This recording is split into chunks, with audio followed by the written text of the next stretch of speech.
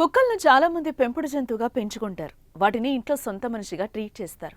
ఏ దేశంలోనైనా కుక్కలు ప్రేమగా పెంచుకుంటారు. కానీ ఆ దేశంలో మాత్రం కుక్కలకు no entry, dog free country అంటూ కొత్త చట్టం తీసుకొచ్చింది. ఏకంగా కుక్కలు లేని దేశంగా తీర్చిదిద్దేందుకు జీవో సైతం జారీ చేశారు. ఇంట్రెస్టింగ్ గా అనిపిస్తున్న ఆ దేశం ఎక్కడుందో తెలుసా? కుక్కలు లేని దేశం ఏదైనా ఉందా అంటే ఇక నుంచి ఉండబోతోంది. ఆ దేశం టర్కీ. అవును, డాగ్ ఫ్రీ కంట్రీ అంటూ కొత్త చట్టం తీసుకొచ్చింది అక్కడి ప్రభుత్వం.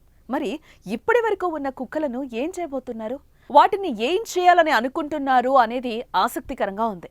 లక్షలాది వీధి కుక్కలను పట్టి వాటిని షెల్టర్లలో పెట్టాలని టర్కీ పార్లమెంట్ ఓ బిల్లును ఆమోదించింది.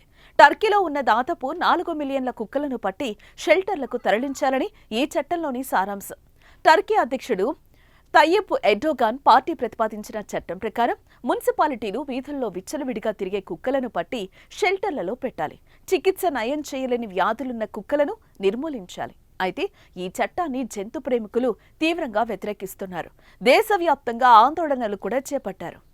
ఇస్తాంబుల్లోని సిషానీ స్క్వేర్లో వందలాది మంది గుమిగూడి ప్రభుత్వానికి వ్యతిరేకంగా నిరసనలు తెలిపారు. అన్ని మున్సిపల్ కార్యాలయాల ముందు ధర్నాలు చేశారు. వెంటనే ఈ చట్టాన్ని రద్దు చేయాలని డిమాండ్ చేశారు. ఆరోగ్యంగా ఉన్న జంతువులను చంపకూడదని, ఈ చట్టం ద్వారా వాటిని ఎందుకు సేకరిస్తున్నారని peoples party senior deputy Murad Emir పార్లమెంట్లో తీవ్రంగా స్పందించారు. ఈ చట్టాన్ని రద్దు చేయాలని దేశ అత్యున్నత న్యాయస్థానాన్ని ఆశ్రయించారు.